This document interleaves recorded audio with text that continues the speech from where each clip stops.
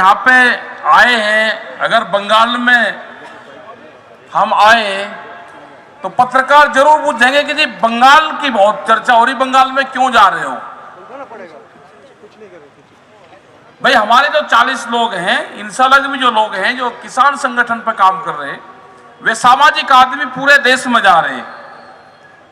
क्योंकि देश में इसलिए जाना पड़ा कि सरकार 22 जनवरी के बाद में सरकार मिली नहीं। हमारे लोग वहां इंतजार करते रहे कि सरकार बातचीत करेगी। सरकार दिल्ली में ही नहीं, तो दिल्ली में नहीं है तो भाई हम भी पूरे देश में चल रहे हैं। बंगाल के लोगों से भी बातचीत करेंगे कि यहां पे जो धान का किसान है, एक पार्टी है वो चुनाव लड़ रही, यहां पे एक मुट्ठी धान मांग रही, चावल, वो चावल वैसे नहीं मांग रही, इतनी गरीब नहीं है कि वो भंडारा चलाएगी कि चावल दे दो, भंडारा चलाना, गुरु का लंगर चलाना। वो उसमें वोट मांग रहे हैं आपकी एक मुट्ठी चावल में।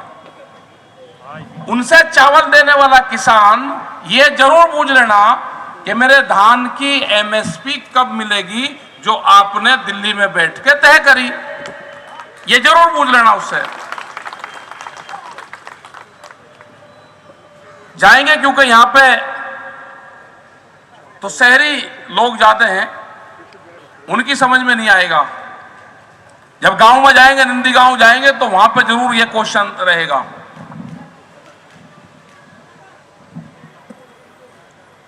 पूरे देश का एक बड़ा मामला दिल्ली में चल रहा, 100 दिन से ज्यादा हो गए किसानों को बैठे हुए, 300 के आसपास किसान शहीद हो गए बैठे बैठे।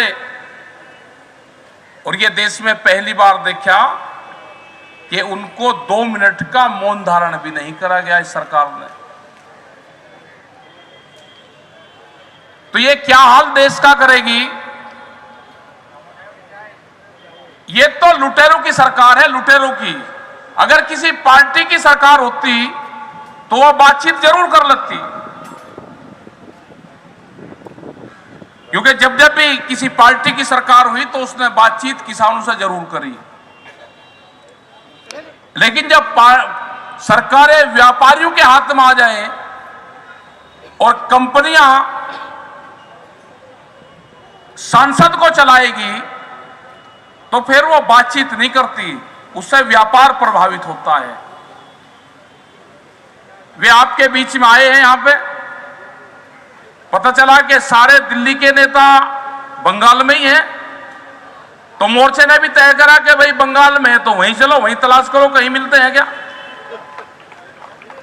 कहीं आपको भी मिला तो जरूर पूछना एक क्वेश्चन कि दिल्ली में किसान बैठे हुए हैं, उनका क्या करा? देश में एमएसपी पे कानून क्यों नहीं बन रहा? 3 बिल जो लेकर आए हैं वे वापसी क्यों नहीं हो रहे? उसके साथ में और बिल भी है, पेस्टिसाइड बिल है, बिजली अमेंडमेंट बिल है, सीड बिल है, 10 साल पुराना, जो यहां पर ज्यादातर ट्रांसपोर्टर होंगे आप, क्या ट्रक 10 और 15 साल में खत्म हो जाता है? क्योंकि ट्रक कंपनियों को फायदा जब होगा जब आपका ट्रक क्रैश होगा, टूट जाएगा। तो ये देश धीरे धीरे बिकना लग रहा है। इस देश को बचाना है तो कंपनी की सरकार को यहां से जाना होगा। ये क्रांतिकारी की जगह है जो बंगाल है ना, यहां पे पहले भी कंपनी का राज हुआ। अंग्रेज ने भी जब शासन करा तो बंगाल में उन्होंने राजधानी बनाई पहले, और कंपनी थी, कंपनी से वे सरकार में शामिल हुए। ये भी दोबारा वही लोग हैं, वे गोरे अंग्रेज थे, ये हमारे ही बीच से निकल कर आगे, उन्हीं कंपनी से इनका समझौता है, पूरे सेक्टर बेच दिए, सब विभाग बिक गए। अगर आंदोलन ना होता तो अब लोग को रेल के रूट बन गए थे, इसलिए रेल नहीं चल रही। रेल कोई कोरोना से नहीं बंद हो रही, रेल के रूट बिक गए पूरे, वे तय होने कंपनी को दे दिए पूरे के पूरे। तो अगर देश को बचाना है तो जिस तरह की ये सरकारें हैं उसको हटाना पड़ेगा। आप वोट जिसको दे लेना, लेकिन इन ठग ठगी सरकारों से बचना पड़ेगा। ठग ठगी सरकारों से बचना पड़ेगा। इनसे, इन्हें पूरे देश को बर्बाद करा है। और खास करके किसान बिरादरी, जब व्यापारी, जब कंपनियां अनाज खरीदती है तो जब अपने आप भाव लगाती है, जब वो बेचती हैं जब अपने आप भाव लगाती है, भैया किसान और कंज्यूमर कहां जाएगा? ना ये लेते भाव लगा सकता और ना ये देते भाव लगा सकता। तो कौन सी पॉलिसी है? ये आंदोलन आपको करना पड़ेगा। किसान हैं, हमारे पूरे जो लीडर हैं, उन्हें पूरा मोर्चा संभाल रखा है। हम जब भी जो भी विभाग हमको मिलता है वो एक ही चीज कहता है कि जी हटना नहीं, पीछे हट मत जाना। तो इसका मतलब है कि सारे विभाग, सारे डिपार्टमेंट तंग हैं।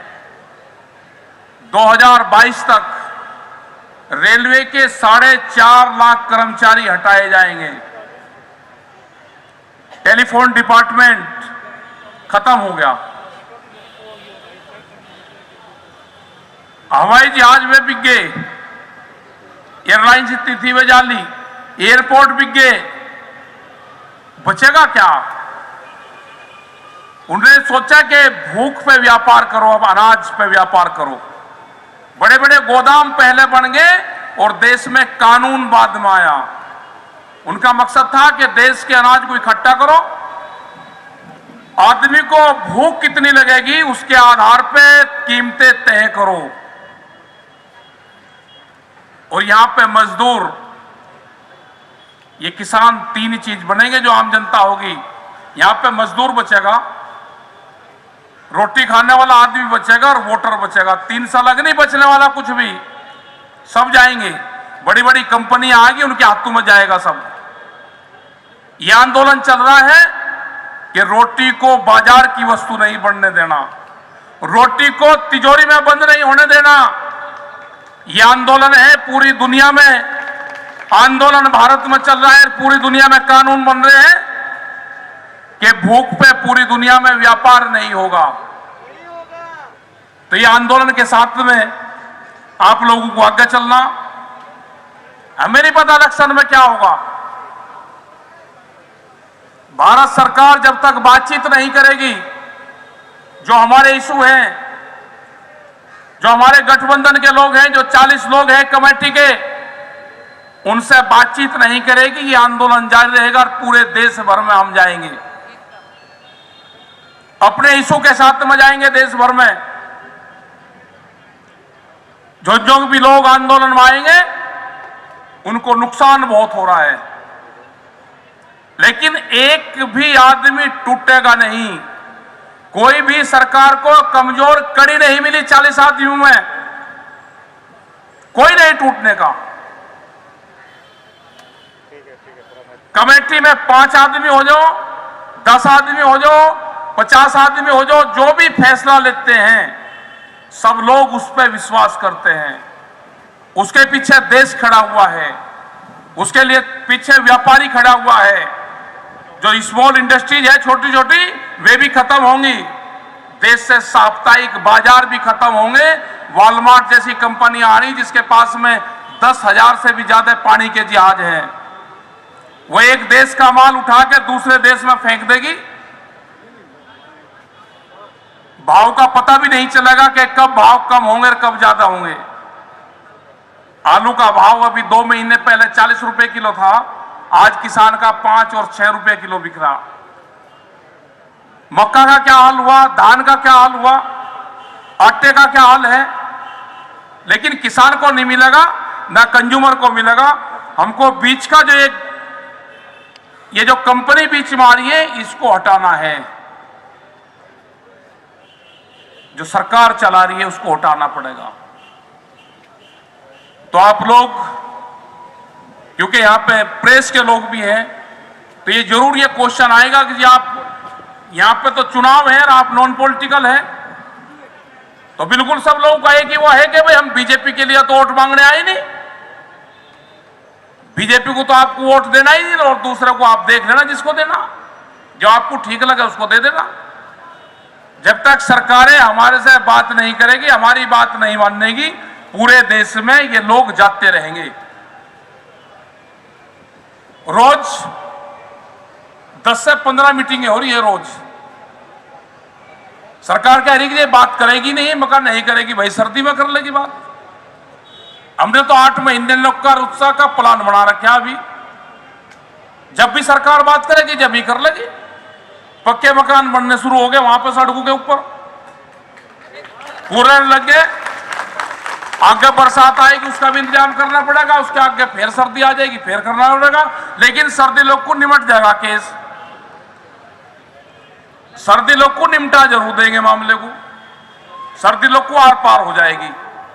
तो यह है कि आप अपना जुड़ो, अपने भाई काम करो, सब लोग अपने लोगों से यहां पर हो तो बात करो, दूसरे स्टेट में उसमें भी बात करो।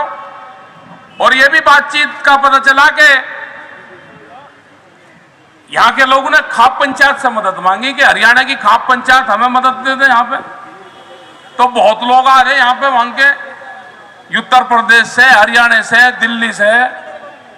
पता चला कि सबका यही है कि हमको भी बंगाल जाना, भाई जाना तो तब पता बताएंगे सारे लोग बैठे, और मिल गई पूरी टीम, आते रहो अपने ट्रेन में बैठ बैठ के आते रहो, उन्हें गांवों के रास्ते बता देना, करते रहेंगे वे जो करना उनको। तो आप लोगों ने बातचीत सुनी यहां पे, आपका सबका धन्यवाद है। जब तक बिल वापसी नहीं है तो किसानों ने कह रखा है कि घर वापसी नहीं होगा, एमएसपी पे कानून नहीं बनेगा तो घर वापसी नहीं होगा। और लड़ाई भिड़ाई बड़ी सरकार से है। अब मोर्चे पक्के खुल रहे, पीछे किसी को हटना नहीं। घर के छोटे बच्चे से भी पूछे तो भी ये कहता है कि बिल वापसी नहीं तो घर वापसी नहीं, ये नारा लग गया। अगर कोई आपको नहीं बुला रहा तो भाई कैसे जाओगे घर? तो अब तो घर जीत के ही जाना है, बगैर जीते घर जाना ही नहीं। तो धन्यवाद आप सब लोगों का। और ये क्रांतिकारियों की भूमि है, यहां से लड़ाई को मजबूत लड़ा जाएगा। और एक बार जरा ग्रीन सोल तो ले ही रहे या दूसरा भी ले रहे, एक बार जैसे साउथ में नहीं करते, उनका एक ये है, ये हला दो एक बार ऐसे, देखो किस किस पे है, निकाल लो पहले निकाल लो, देखो भाई देखो, ले लो फोटो ले लो, ये लो देख लो जी,